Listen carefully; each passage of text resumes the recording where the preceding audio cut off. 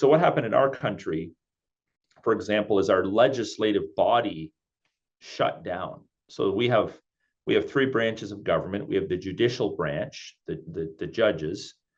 We have the executive branch, which would be your premier and his cabinet ministers, or your prime minister and his cabinet ministers. And then we have the legislative branch, the branch of government where, you know, all the elected representatives sit together and they make decisions. Well, that was closed. And the judiciaries were closed. So basically the executive branch was making all the decisions. We call that a dictatorship.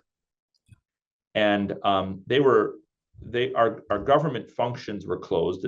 The checks and balances were withdrawn. All the technocrats, the paid government physicians, were making all the decisions. So we were resistant to that on a legal level, but more importantly, we were just resisting the idea that the state can decide who can show up to a funeral, whether you can visit your loved ones, whether you can celebrate the Lord's Supper, whether you can ordain elders, whether you can baptize new converts, whether you can gather to worship. We were resisting that. And but in the midst of all that, the government was passing bills, medical assistance in dying, the euthanasia bill. You can be publicly executed in Canada by the state if you're depressed. You don't even have to have terminal cancer. If you're just a depressed person, you want to end it, they will publicly execute you through lethal injection. Mm.